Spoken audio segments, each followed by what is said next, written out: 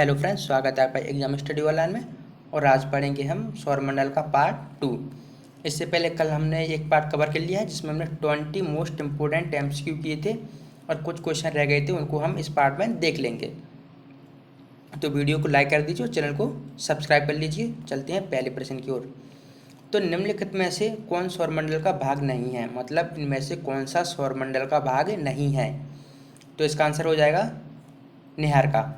और बात करें अब क्षुद्रग्रह की, तो देखिए क्षुद्रग्रह ये खगोलीय पिंड होते हैं और इनके आकार के बारे में बात करें तो ये ग्रहों से छोटे और उल्का पिंडों से इनका आकार बड़ा होता है। और सबसे पहला क्षुद्रग्रह था जिसका नाम था सेरेस, जिसे 1819 में ग्यूसेप पियाजी ने खोजा था। क्लियर। अब बात करते हैं धूमकेतु के बारे में।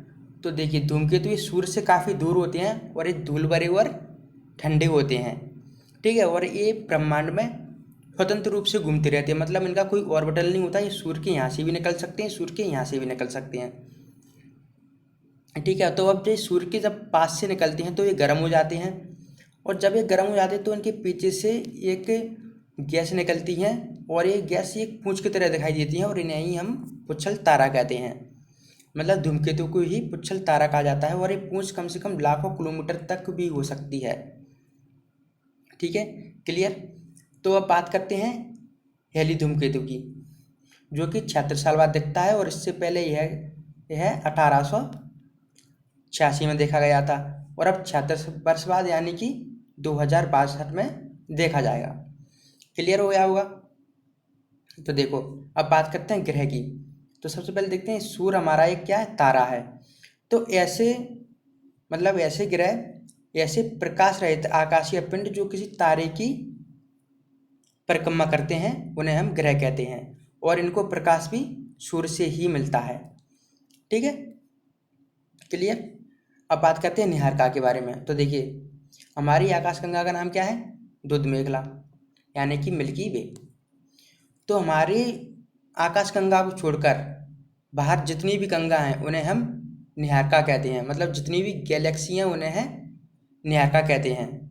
हमारी आकाशगंगा को छोड़कर, मतलब दुध मेघला को छोड़कर जितनी भी गैलेक्सी हैं उन्हें है निहारिका कहा जाता है। क्लियर। अब बात करते हैं अगले प्रश्न की। तो अंतरिक्ष में कुल कितने तारामंडल हैं। तो सबसे पहले बात करते हैं तारामंडल होते क्या हैं। तो देखिए आकाश में दिखने वाले तारों के किसी समूह को तारामंडल कहते हैं।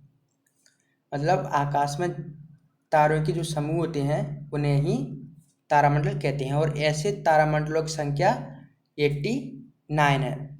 और बात करें सबसे बड़ा तारामंडल की तो उसका नाम है हाइड्रा। हाइड्रा की जय हो। फिल्म देखिए। अब बात करते हैं अगले प्रश्न की। तो पार्थिव ग्रहों की संख्या कितनी है। तो इनकी संख्या है 4।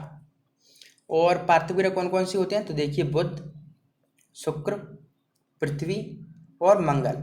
और इसके बाद जो आते हैं जैसे कि बृहस्पति, शनि, अरुण और वरुण, ये होते हैं 12वें ग्रह, ठीक है। अब चलते हैं अगले प्रश्न की ओर। तो ब्रह्मांड में विस्फोटित तारा कहलाता है, तो इसे कहते हैं अभिनव तारा। इसका आंसर हो जाएगा अभिनव तारा, ठीक है। अब बात करते हैं अगले प्रश्न की। तो सूर्य के संगठन में सहायक गैस है, तो इसका आंसर है हाइड्रोजन और हीलियम। इसमें हाइड्रोजन होती है 71%। क्लियर। और इन दोनों के से मिलने से गैस, मतलब सूर्य अभी तक प्रकाश दे रहा है, एक नाभिकीय संलयन की क्रिया होती है उनमें। अब चलते हैं अगले प्रश्न की ओर। तो सूर्य सदैव पूरब से निकलता है क्योंकि। अब देखिए ये है दिशा, उत्तर, दक्षिण, पूरब और पश्चिम, ठीक है। और हमारी पृथ्वी परिक्रमा करती है ऐसे पश्चिम से पूरब की ओर, इधर की साइड से ऐसे, ठीक है। और ये है सूर्य। सूर्य तो अपनी जगह स्थिर रहेगा, तो सबसे पहले पृथ्वी का जो भाग आएगा वो पूरब ही भाग आएगा सूर्य के सामने। तो इससे पहले हमें सूर्य पूरब से उगता हुआ दिखाई देता है। उसका यही कारण है, पृथ्वी पूरब से पश्चिम की ओर घूमती है, ठीक है। क्लियर हो गया होगा। और वीडियो को लाइक जरूर कर दीजिए पसंद आ रही है तो। अब चलते हैं अगले प्रश्न की ओर। तो सौर पृष्ठ का लगभग कितना तापमान होता है, मतलब सूर्य का जो पृष्ठ होता है, सूर्य का तापमान कितना है, सीधी सीधी बात। तो इसका आंसर है 6000 डिग्री सेल्सियस। चलते हैं अगले प्रश्न की ओर। तो निम्नलिखित में से कौन से ग्रह के चारों ओर घूमने वाले उपग्रह नहीं है, मतलब किस ग्रह का कोई भी उपग्रह नहीं है। तो इसका आंसर है बुध और शुक्र, मतलब इनका कोई भी उपग्रह नहीं। जैसे अपने पृथ्वी का चंद्रमा है, ऐसे ही इसका कोई उपग्रह नहीं है। और बुध की बात करें तो ये सबसे छोटा ग्रह है, और शुक्र को भूर का तारा भी कहा जाता है, और इसे पृथ्वी के मतलब पृथ्वी को इसकी बहन भी कहा जाता है। अब चलते हैं, और बुध मतलब सूर्य के सबसे निकट भी है। अब बात करते हैं अगले प्रश्न की। तो सबसे चमकीला ग्रह है, तो सबसे चमकीला ग्रह है शुक्र, और इसी कारण से भूर का ग्रह भी, भूर का तारा भी कहा जाता है। और इनके बारे में कल बता चुके हैं सबके बारे में। तो आप पृथ्वी हमारी अक्षांश झुकी हुई है, 23.5 डिग्री झुकी हुई है, ठीक है। अब देखो, पृथ्वी के भ्रमण की गति है, तो पृथ्वी के भ्रमण की गति है 23 किलोमीटर, यानी कि देखो पृथ्वी है जो अपनी दूरी पर घूमती है कितने समय में, 23 मिनट 23 घंटा और 56 मिनट में घूमती है। तो ये अपनी दूरी पर घूमती है, उसकी गति है 27 किलोमीटर प्रति मिनट। अब चलते हैं अगले प्रश्न की ओर। तो दक्षिणी गोलार्ध में सबसे लंबा दिन कब होता है, तो दक्षिणी गोलार्ध में सबसे लंबा दिन होता है 22 दिसंबर को। अब चलते हैं अगले प्रश्न की ओर। तो आकाश का सबसे चमकदार तारा है, तो इसका नाम है सीरियस, जो कि आकाश का सबसे चमकदार तारा है। अब बात करते हैं अगले प्रश्न की। तो एक कैलेंडर वर्ष में अधिक से अधिक कितने ग्रहण हो सकते हैं, ये ग्रहण हो सकते हैं, तो ये है 7। मतलब एक साल में सिर्फ 7 ग्रहण ही हो सकते हैं, बस चंद्र ग्रहण हो या फिर सूर्य ग्रहण हो। और ग्रहण कैसे पढ़ते हैं ये हम कल पढ़ा चुके हैं। चलते हैं अगले प्रश्न की ओर।